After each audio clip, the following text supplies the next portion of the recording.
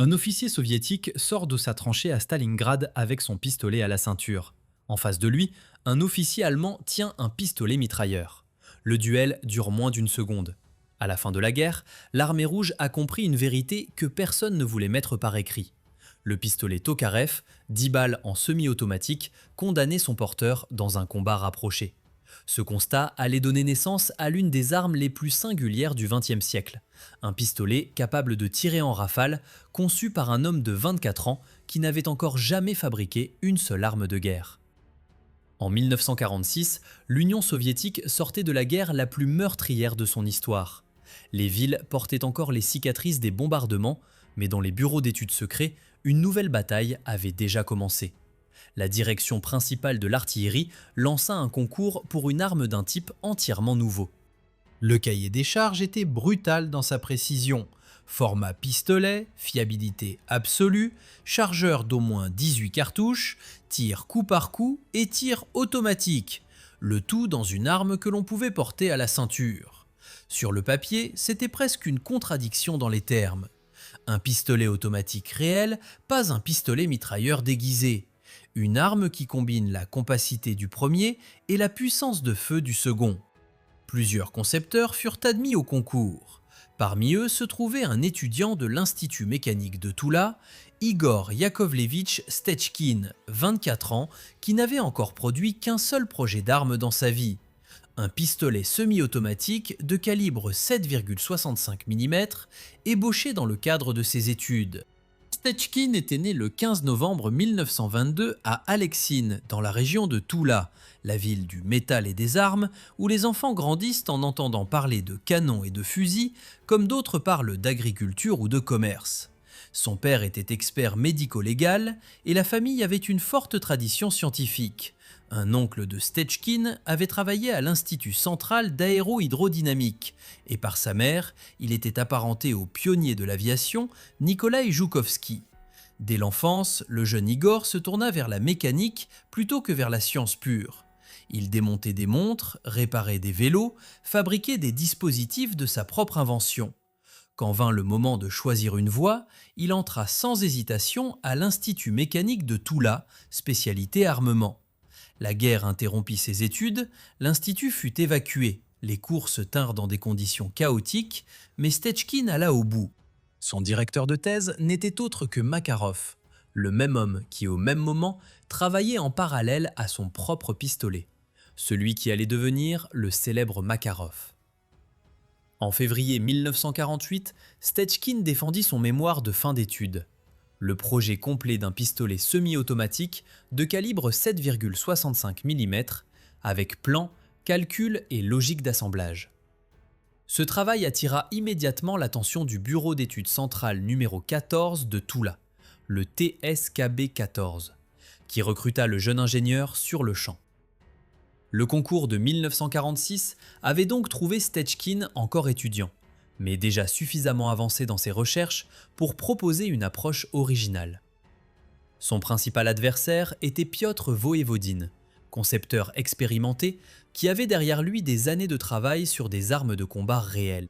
Voevodine apportait l'expérience, Stechkin apportait l'audace et un regard neuf sur un problème que personne n'avait encore résolu de façon satisfaisante. Car le problème central du pistolet automatique n'était pas technique au sens étroit du terme, il était balistique et humain à la fois. Tout pistolet à culasse libre tirant en automatique vidait son chargeur en une fraction de seconde, les balles partant dans tous les sens après la première. Le Moser modèle carabineur 96 en version automatique, que certains officiers allemands avaient utilisé pendant la guerre, en était l'exemple parfait.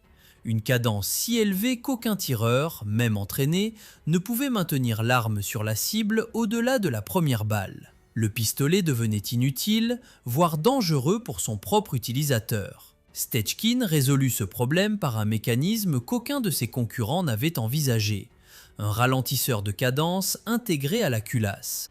Le principe était d'une élégance mécanique remarquable. Lors du tir, la culasse recule sous l'effet du recul. Dans un pistolet ordinaire, elle revient immédiatement en avant, chambrant la cartouche suivante au rythme maximum permis par la physique du mécanisme. Stechkin intercala dans ce cycle un petit dispositif qui absorbait une partie de l'énergie cinétique de la culasse en recul et retardait légèrement le retour en batterie.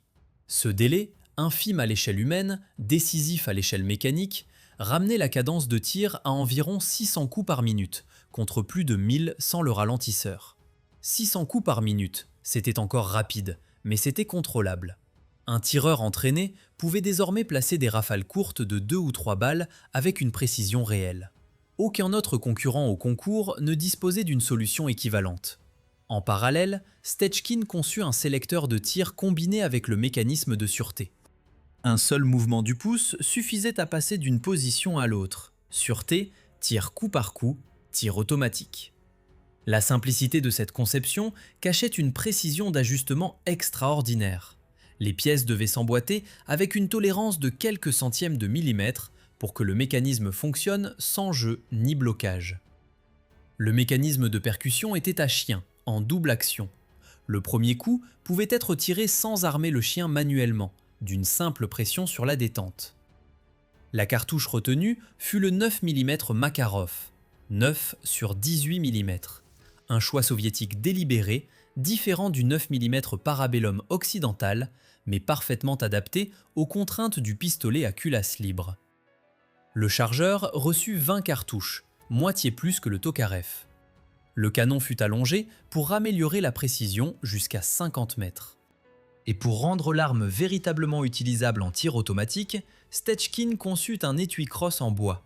En position de transport, le pistolet était logé dans cet étui porté à la ceinture. Au combat, l'étui s'accrochait à la crosse de la poignée et se plaquait à l'épaule, transformant le pistolet en une sorte de carabine compacte de 50 cm environ. Sans cet appui, tirer en rafale relevait de l'exercice acrobatique. Avec lui, le pistolet devenait une arme d'assaut crédible à courte distance. En 1948, le prototype fut présenté à la commission d'essai. Les membres de la commission, habitués aux propositions convenues, observèrent en silence la démonstration. Le pistolet tira en rafale, et il toucha sa cible. La commission d'essai de 1948 ne prit aucune décision immédiate. Elle enregistra les résultats, posa ses questions et renvoya les concepteurs à leurs établis. Ce qui suivit fut 2 années de correction incessante, non pas parce que le pistolet était défaillant, mais parce que l'armée soviétique voulait une arme qui fonctionne dans les mains d'un officier moyen, pas d'un tireur d'élite. Chaque ajustement que Stechkin apportait au ralentisseur modifiait légèrement la cadence, ce qui modifiait le comportement de l'arme en rafale, ce qui exigeait un nouvel essai, puis une nouvelle correction. La forme de la poignée fut retravaillée plusieurs fois pour améliorer la prise en main lors du tir automatique. La précision en tir coup par coup à 50 mètres fut mesurée, remesurée, comparée aux exigences initiales, jugées insuffisantes, puis améliorée par des modifications du canon et de la hausse.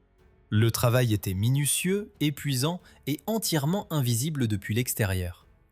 En 1950, 2 pistolets se présentèrent aux essais finaux, celui de Stechkin et celui de Voevodine. Les 2 fonctionnaient.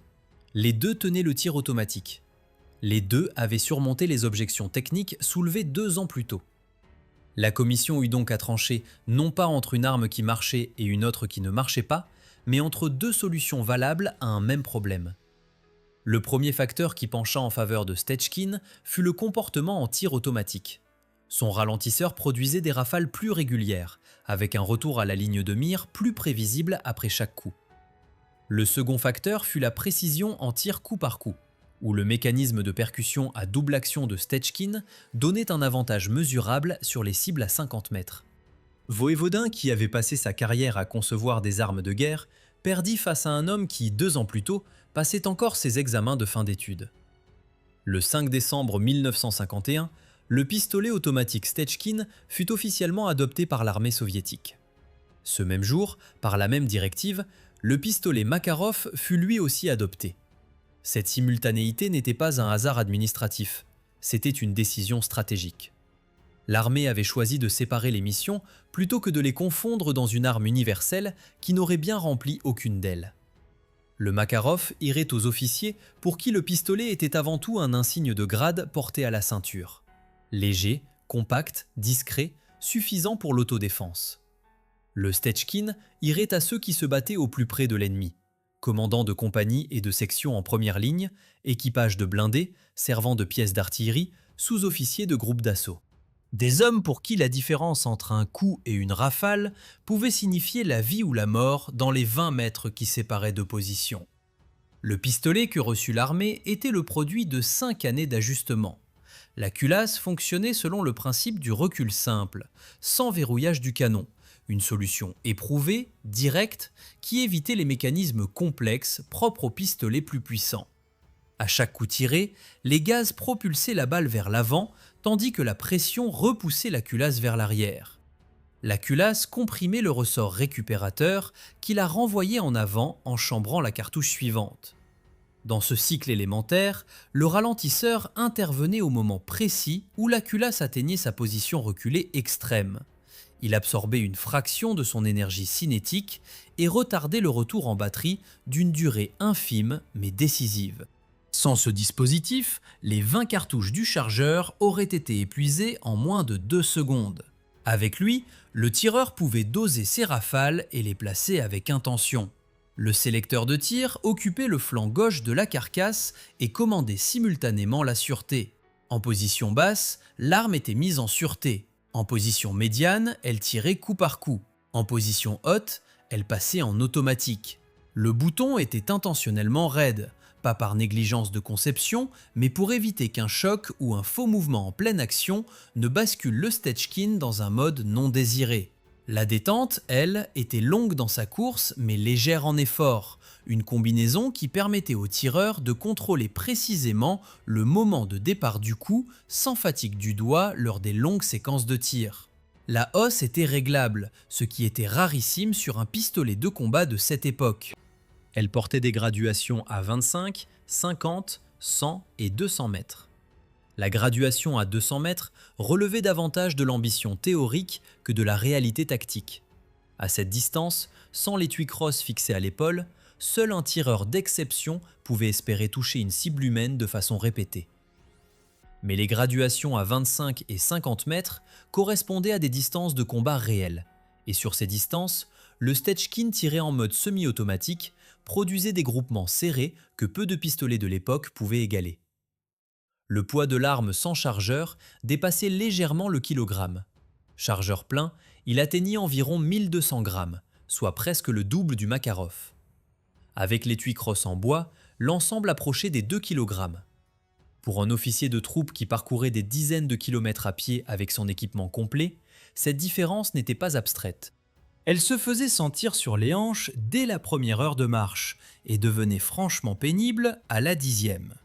Les officiers de chars et de véhicules blindés souffrirent différemment. Dans l'espace confiné d'une tourelle ou d'un compartiment de combat, l'étui crosse accroché à la ceinture heurtait les parois métalliques, se coinçait dans les écoutilles et transformait chaque manœuvre à bord en une lutte contre son propre équipement. Ces griefs n'étaient pas de simples plaintes de confort. Ils remontèrent rapidement par les canaux hiérarchiques et atteignirent le commandement dans les premières années suivant l'adoption du pistolet. L'armée soviétique avait une tradition de pragmatisme brutal dans ses jugements sur le matériel. Ce qui fonctionnait sur le terrain restait, ce qui posait des problèmes disparaissait, quelle que soit la qualité intrinsèque de la conception. Le Stechkin fonctionnait remarquablement bien quand on le sortait de son étui et qu'on l'utilisait. Le problème était tout ce qui se passait avant et après ce moment.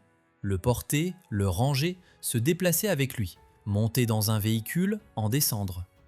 Et sur ces aspects, il perdait contre le Makarov à chaque comparaison. Dès le milieu des années 50, le sentiment dominant dans les unités combattantes était clair. Le Stechkin était trop encombrant pour être un pistolet d'officier au sens courant du terme. Ce n'était pas une arme de ceinture, c'était une arme de combat rapprochée, conçue pour des situations précises, qui devenait un fardeau dans tout autre contexte. Le commandement militaire commença à réévaluer la doctrine d'armement des officiers et la conclusion s'imposa progressivement. Le Makarov remplirait la fonction d'arme de poing standard, tandis que le Stechkin resterait en dotation dans les unités les plus exposées au combat rapproché. En 1958, le pistolet automatique Stechkin fut retiré des dotations de l'armée régulière. Officiellement, la décision était motivée par son inadaptation aux exigences de l'armée moderne.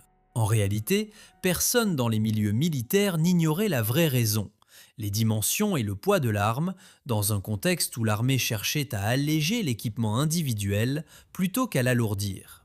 Sa production, elle, se poursuivit néanmoins jusqu'en 1975, pour alimenter les unités spéciales et les services de sécurité qui continuaient à en réclamer.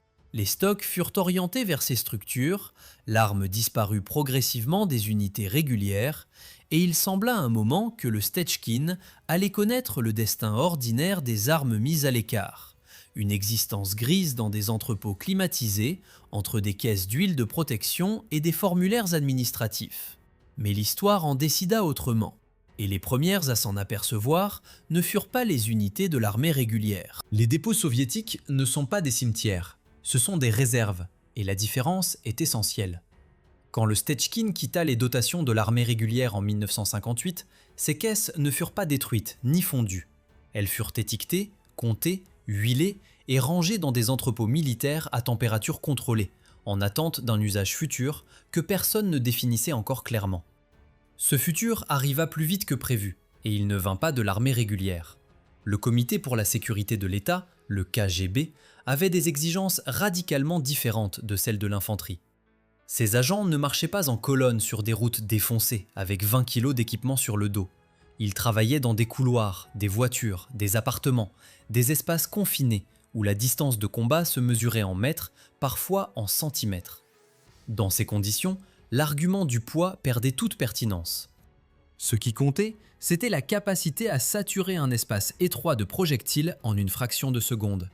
Exactement ce que le Stechkin faisait mieux que n'importe quelle autre arme soviétique disponible. Les unités de protection des personnalités de haut rang voyaient les choses de la même façon. Un garde du corps travaille en civil, dans des foules, dans des véhicules, et il doit être capable de créer un rideau de feu immédiat si la situation l'exige. 20 cartouches en mode automatique dans la main, c'était précisément ce rideau. Les stocks orientés vers ces structures depuis la fin de la production régulière commencèrent à circuler discrètement, sans annonce officielle ni directive publique. Le Stechkin ne réapparut pas dans les inventaires ouverts. Il disparut dans les listes classifiées des unités spéciales, où il resta pendant des décennies sans que le grand public en sût quoi que ce soit. Ceux qui le portaient n'en parlaient pas. Ceux qui savaient où il se trouvait ne le disaient pas.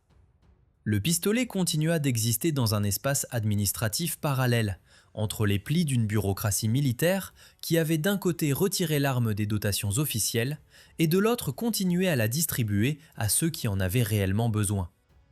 Pendant ce temps, dans les états-majors, une question restait sans réponse satisfaisante.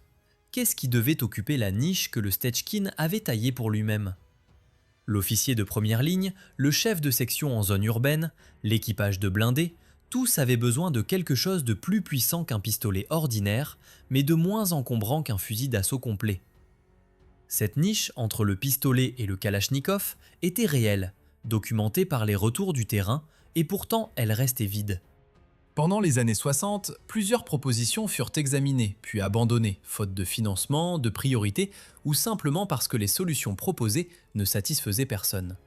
En 1973, l'armée soviétique lança enfin un concours formel pour combler ce vide. Le programme reçut le nom de code « Moderne ». Les exigences étaient formulées avec précision. Une arme compacte, capable de tir automatique, destinée aux officiers de combat, aux équipages de véhicules blindés et aux unités spéciales. Une arme qui ferait ce que le Stechkin faisait, mais dans un format adapté aux exigences contemporaines et avec une puissance de feu supérieure. Plusieurs bureaux d'études répondirent à l'appel. Les propositions allèrent du pistolet mitrailleur repensé aux armes hybrides de conception entièrement nouvelles. Le concours dura plusieurs années et son résultat stupéfia une partie des observateurs. Le vainqueur du concours moderne ne fut ni un pistolet mitrailleur. Ce fut un fusil d'assaut, le Kalachnikov raccourci, qui entra en service sous la désignation LAKSU, soit Автоматический Kalachnikov Skladnoï Ukorocheny, que l'on peut traduire par fusil d'assaut Kalachnikov pliant raccourci. Le raisonnement des militaires était d'une logique implacable. Plutôt que de développer une classe d'armes entièrement nouvelle, avec les coûts et les délais que cela impliquait, il suffisait de raccourcir et d'alléger un fusil d'assaut déjà maîtrisé par des millions de soldats, dont la maintenance était connue de tous les armuriers soviétiques et dont la cartouche, 5,45 sur 39 mm, perçait ce que le 9 mm Makarov ne perçait pas même en théorie. Le résultat était compact, puissant et ne nécessitait aucune formation nouvelle pour des soldats qui avaient déjà appris à manier le Kalachnikov standard. Mais ce raisonnement contenait une faille que les théoriciens n'avaient pas vue ou avaient choisi d'ignorer. L'AKSU raccourci restait un fusil d'assaut. Il se tenait à deux mains. Il était impossible de l'utiliser correctement tout en maintenant un bouclier balistique de l'autre bras.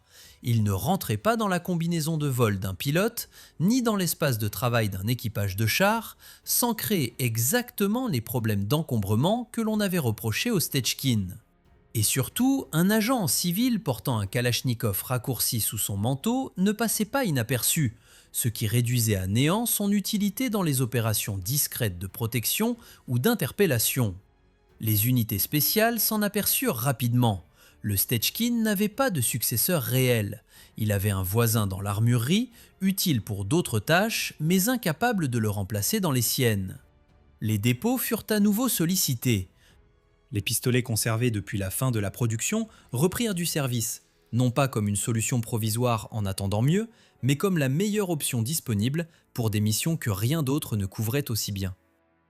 C'est dans ce contexte que l'Afghanistan entra en scène. À partir de 1979, l'engagement soviétique dans ce pays prit une ampleur que peu avaient anticipée. Les conseillers militaires soviétiques présents sur le terrain avant l'intervention directe avaient déjà constaté que la guerre afghane n'avait rien à voir avec les scénarios de confrontation en Europe centrale pour lesquels l'armée se préparait depuis des décennies. C'était une guerre de cols de montagne, de villages fortifiés, de ruelles de boue séchée, de nuits sans lune et d'embuscades à moins de 30 mètres. Dans cet environnement, les officiers du renseignement militaire, la direction désignée par les initiales GROU et les conseillers des forces spéciales avaient besoin d'une arme que l'on pouvait dissimuler, sortir en une fraction de seconde et utiliser dans un couloir sans risquer de se blesser soi-même sur les murs. Le Stechkin répondit à cet appel avec une efficacité que personne dans les états-majors n'avait officiellement prévue. Les soldats des unités spéciales soviétiques en Afghanistan portaient le pistolet dans des étuis fabriqués sur mesure, souvent de confection artisanale, adaptés à leurs propres préférences de port. L'étui crosse réglementaire en bois disparut presque entièrement du terrain afghan, trop lourd, trop long, trop visible.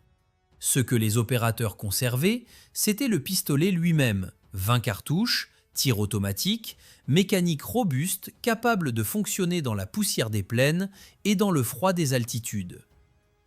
Dans les opérations nocturnes contre des positions de résistants, dans les fouilles de compounds, dans les accrochages soudains à bout portant, l'arme se comporta exactement comme Stechkin l'avait conçu 3 décennies plus tôt. Les combattants qui revenaient d'Afghanistan avec du recul sur leur expérience parlaient du Stechkin sans chercher de métaphore. Ce n'était pas une légende pour eux, pas un symbole. C'était un outil qui avait fonctionné quand d'autres n'auraient pas fonctionné. Ce jugement pragmatique, exprimé dans les rapports de retour d'expérience et dans les discussions informelles entre instructeurs, eut en effet concret. Il maintint le pistolet dans les dotations des unités qui comptaient au moment précis où la doctrine officielle aurait dû l'avoir définitivement effacé de l'ordre de bataille. Et ce n'était là que le début de sa deuxième vie. Grozny, décembre 1994. Les premières colonnes blindées russes entrent dans la ville avec une confiance qui allait se briser en quelques heures. La doctrine prévoyait une prise rapide de la capitale tchétchène, les planificateurs parlaient de jours, certains d'heures. Ce qu'ils n'avaient pas prévu, c'est que Grozny n'était pas un objectif militaire au sens classique du terme. C'était un labyrinthe de béton, d'immeubles soviétiques aux façades épaisses, de sous-sols communicants, de cours intérieures transformées en positions de tir et de ruelles où un char sans infanterie d'accompagnement devenait un cercueil d'acier. Les premières nuits de janvier 1995 virent des colonnes entières de blindés russes détruites dans les rues de la ville, leurs équipages piégés dans des véhicules en feu, incapables de se défendre dans un espace où le fusil d'assaut standard était trop long pour être manœuvré et où le pistolet réglementaire ne donnait que 8 coups avant de tomber à court. Dans ce contexte, les unités russes qui s'en sortirent le mieux furent celles qui avaient tiré les leçons de l'Afghanistan et adapté leur équipement individuel en conséquence. Les officiers des forces spéciales du ministère de l'Intérieur, les opérateurs des unités d'intervention rapide et les agents du FSB engagés dans les opérations de nettoyage d'immeubles avaient fait un choix délibéré. Ils portaient le Stechkin. Non pas parce que le règlement le leur imposait, il ne l'imposait plus depuis longtemps, mais parce que ceux qui avaient combattu dans des espaces fermés savaient exactement ce qu'ils allaient trouver dans les cages d'escalier et les couloirs de Grozny. Et ils voulaient 20 cartouches avec la possibilité de passer en automatique, pas 8 coups en semi-automatique. La tactique du combat en milieu urbain confiné reposait sur quelques principes brutaux. On franchissait un angle, on couvrait une porte, on prenait une pièce. Et dans chacune de ces actions, les premières secondes étaient décisives. Un défenseur retranché derrière une cloison avait l'avantage de la position. L'assaillant l'emportait s'il pouvait saturer l'espace immédiatement à l'entrée d'une pièce avant que le défenseur n'ait le temps de réagir. Une rafale courte de 3 à 4 balles, placée dans le bon secteur au bon moment, valait infiniment plus qu'un tir coup par coup soigneux. Le Stechkin était l'un des très rares pistolets qui permettait cette saturation immédiate tout en restant maniable d'une seule main, ce qui laissait l'autre main libre pour tenir une lampe, pousser une porte ou saisir un équipier. La question du bouclier balistique illustrait ce point de façon encore plus concrète. Les unités russes qui progressaient dans les immeubles utilisaient des boucliers antiballes portables pour se protéger lors des avancées dans les couloirs. Derrière un tel bouclier, le tireur ne disposait que d'une main pour son arme. Le Kalachnikov raccourci, l'AK-SU, était dans ces conditions pratiquement inutilisable. Tenir un fusil d'assaut, même compact, d'une seule main, et tirer avec précision relevait de l'impossible physique. Le Stechkin, lui, avait été conçu comme un pistolet, et un pistolet se tenait à une main. 20 cartouches avec mode automatique dans une main, derrière un bouclier, c'était un avantage tactique qui ne souffrait aucune discussion théorique. Grozny soumit également l'arme à des conditions d'une brutalité mécanique extrême. Les pistolets tombés, heurtés des surfaces en béton, étaient exposés à la poussière fine des bâtiments éventrés, au froid de l'hiver tchétchène, à la suie des incendies.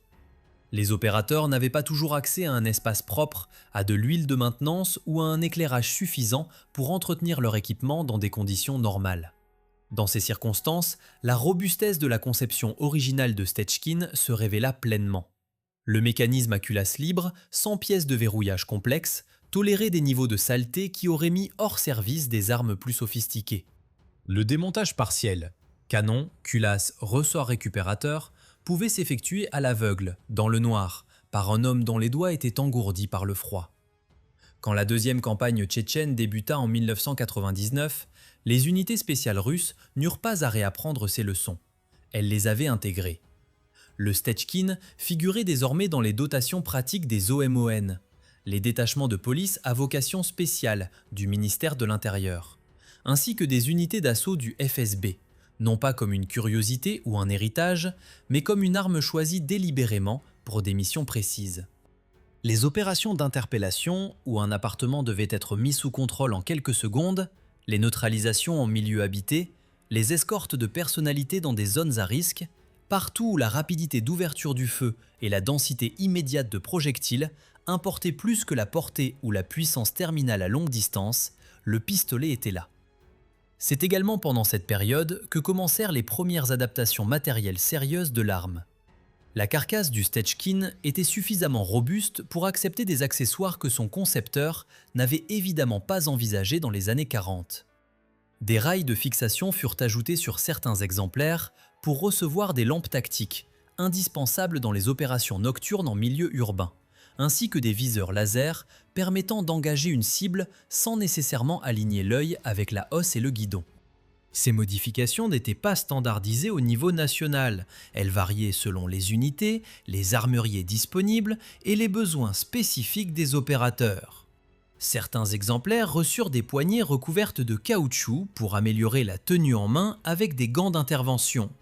D'autres furent équipés de silencieux développés spécifiquement par des ateliers travaillant pour les forces spéciales, pas des silencieux de série, mais des dispositifs sur mesure adaptés aux particularités balistiques du 9 mm Makarov. La question du silencieux méritait une attention particulière. Le 9 mm Makarov, 9 sur 18 mm, avait une vitesse initiale inférieure à celle du 9 mm Parabellum occidental. Cette caractéristique, souvent présentée comme une faiblesse, devenait un avantage dans le contexte des tirs discrets. La balle restait subsonique sans modification de la munition, ce qui signifiait que le silencieux n'avait à atténuer que le bruit de la déflagration, sans avoir à combattre le claquement supersonique du projectile. Un Stechkin équipé d'un silencieux adapté produisait un niveau sonore remarquablement bas pour une arme de ce calibre, ce qui le rendit particulièrement apprécié dans les opérations requérant une discrétion absolue. Igor Stechkin lui-même vécut assez longtemps pour voir son pistolet traverser ces décennies et s'adapter à des guerres qu'il n'avait pas imaginées quand il posait ses premiers plans dans son bureau de Toula. Il continua à travailler comme concepteur jusqu'à la fin de sa vie, produisant d'autres armes, dont le pistolet OC-27 Berdish chambré pour le 9 mm Parabellum et le revolver silencieux OC-38, deux armes qui témoignaient d'une inventivité maintenue intacte jusqu'à un âge avancé. Il s'éteignit le 28 novembre 2001 à Toula, à 79 ans. Sans avoir jamais formellement pris sa retraite, il consultait encore sur le développement du revolver OT-38 dans les semaines précédant sa mort. À ce moment, le pistolet qu'il avait conçu à 26 ans approchait de son 50e anniversaire de service actif. Ce que ses successeurs dans les bureaux d'études ne parvenaient pas à accomplir, créer une arme qui combine précision du tir coup par coup et capacité automatique dans un format pistolet, restait la définition exacte de ce que le Stechkin avait réussi dès 1951.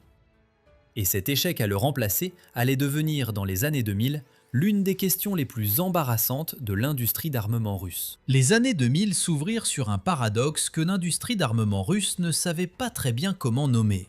Le pistolet automatique Stechkin, officiellement retiré des dotations de l'armée régulière depuis 42 ans, absent des inventaires réglementaires depuis plus longtemps encore, continuait de figurer dans les armureries opérationnelles des unités qui comptaient. Pas comme une relique conservée par nostalgie, pas comme une pièce de musée sortie exceptionnellement pour une démonstration, comme une arme de service active, entretenue, chargée, portée par des hommes dont le métier consistait à entrer dans des endroits où d'autres ne voulaient pas aller. Les unités de protection des installations sensibles, les escortes rapprochées de hauts fonctionnaires, les groupes d'intervention du FSB opérant dans le Caucase du Nord, tous maintenaient le Stechkin dans leurs inventaires pour une raison simple et irréfutable. Aucune arme produite depuis n'avait réussi à faire exactement ce qu'il faisait. Ce n'était pas une question de sentiment ou de tradition, c'était un constat technique formulé par des professionnels qui comparaient les outils disponibles avec la froideur de ceux dont la vie dépend de ce choix. La première tentative sérieuse de le supplanter dans les années 2000 porta sur le pistolet Yarygin, adopté officiellement en 2003 sous la désignation PIA, chambré pour le 9 mm Parabellum, 9 sur 19 mm. Le Yarygin était plus puissant que le Makarov, plus moderne dans son ergonomie, capable d'accepter des chargeurs de 18 cartouches. Il devint rapidement l'arme réglementaire des forces armées russes pour remplacer le Makarov vieillissant. Mais il tirait coup par coup uniquement. La niche du Stechkin restait entière. Les pistolets mitrailleurs développés en parallèle, le Kedr et sa variante le Klin, tous deux chambrés pour le 9 mm Makarov, offraient le tir automatique dans un format encore plus compact. Ils trouvèrent une clientèle dans certaines unités de sécurité et dans quelques détachements de police. Mais leur précision, en tir coup par coup, était nettement inférieure à celle du Stechkin, et leur conception les destinait davantage à la suppression de masse à courte distance qu'au tir contrôlé. Un opérateur qui avait travaillé avec le Stechkin pendant des années ne les considérait pas comme une substitution crédible, plutôt comme des outils différents répondant à des besoins différents. La comparaison avec l'étranger était inévitable, et elle n'était pas flatteuse pour l'industrie nationale.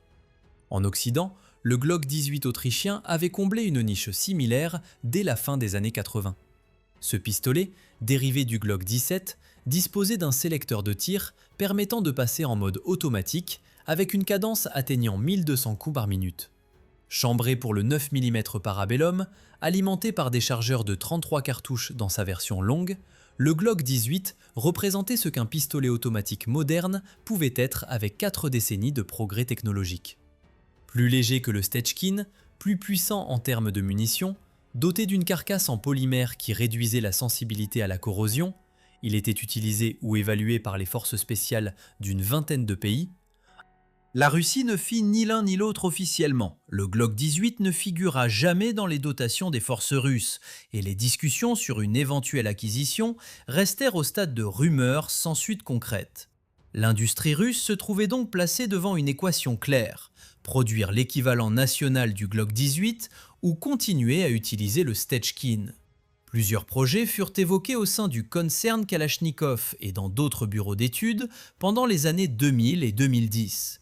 Des esquisses circulaires, des spécifications techniques furent rédigées, des discussions sur le calibre à retenir, 9 sur 19 ou un nouveau calibre intermédiaire, alimentèrent des réunions dont il ne sortit rien de concret. Chaque projet rencontra les mêmes obstacles. Le financement n'était pas prioritaire, les délais de développement et d'homologation étaient longs, et surtout, les unités qui auraient dû réclamer ce remplacement ne le réclamaient pas, parce qu'elles avaient encore des Stechkin qui fonctionnaient. Ce fut dans ce contexte que l'usine de Toula produisit l'un des objets les plus singuliers de l'histoire récente de l'armement civil russe. La législation permettait la commercialisation d'armes dérivées de modèles militaires, à condition d'en supprimer le mode automatique et d'apporter des modifications structurelles irréversibles empêchant toute reconversion. L'usine appliqua ces règles au Stechkin et mit sur le marché civil une carabine à canon long, à crosse fixe, tirant coup par coup uniquement, reconnaissable à ses origines pour quiconque connaissait le pistolet original, mais ressemblant à peu près autant à son ancêtre qu'un chien de salon ressemble à un loup. Les amateurs d'armes qui la découvrirent dans les catalogues eurent des réactions partagées entre l'amusement et l'incompréhension. Cette carabine devint une curiosité de collection, achetée surtout par des passionnés qui voulaient posséder quelque chose de lié à l'histoire du pistolet original. Elle illustrait, mieux que n'importe quelle analyse, ce que l'on obtient quand on contraint par la loi une arme de combat à devenir un produit civil. Dans les années 2010, des photographies prises lors d'opérations des forces spéciales russes dans le Caucase du Nord montrèrent à plusieurs reprises des opérateurs armés du Stechkin, parfois équipés de lampes tactiques fixées sur des rails adaptés, parfois accompagnés de viseurs laser. Ces images ne furent pas diffusées officiellement, elles circulèrent dans des publications spécialisées et parmi les observateurs qui suivaient de près l'équipement des unités russes. Elle confirmait ce que les initiés savaient déjà. Le pistolet conçu à Toula à la fin des années 40 participait toujours à des opérations réelles au XXIe siècle, modifié à la marge pour intégrer des technologies que son créateur n'avait pas imaginées, mais fondamentalement identiques à ce qu'il était le 5 décembre 1951, le jour de son adoption officielle. La longévité du Stechkin ne s'explique ni par l'inertie bureaucratique, ni par un attachement sentimental à une époque révolue. Elle tient à une réalité que 75 ans de concours, de projets avortés et de comparaisons avec l'étranger n'ont jamais réussi à contredire. Dans les premières secondes d'un affrontement à moins de 20 mètres, dans un couloir, dans une cage d'escalier, dans un véhicule, le Stechkin fait ce qu'aucun autre pistolet russe ne fait aussi bien. Cette certitude, forgée non pas dans les bureaux d'études, mais dans les rues de Grozny, dans les vallées afghanes et dans les opérations nocturnes du Caucase, est la seule raison pour laquelle une arme née en 1948 est encore en service aujourd'hui. Le dernier mot de cette histoire n'appartient ni aux commissions qui avaient failli l'enterrer en 1958, ni aux théoriciens qui lui avaient préféré un Kalachnikov raccourci dans les années 70, ni aux industriels qui ont promis pendant 20 ans de le remplacer sans jamais y parvenir. Il appartient au pilote russe Roman Filipov, abattu le 3 février 2018 au-dessus de la Syrie, qui engagea ses assaillants au sol avec son Stechkin après s'être éjecté de son appareil, et qui, selon les témoignages recueillis sur place, neutralisa 2 combattants avant d'être submergé. Un pistolet conçu dans une Toula en ruine 70 ans avant ce jour, dans les mains d'un homme seul contre plusieurs, au-dessus d'un pays que Stetchkim le concepteur n'aurait jamais pu placer sur une carte. Vous regardez l'arsenal de l'histoire. Si cette histoire vous a tenu en haleine, laissez un commentaire pour nous dire quelle arme vous voulez découvrir dans le prochain épisode. Un like et un abonnement nous permettent de continuer ce travail, et chaque geste compte.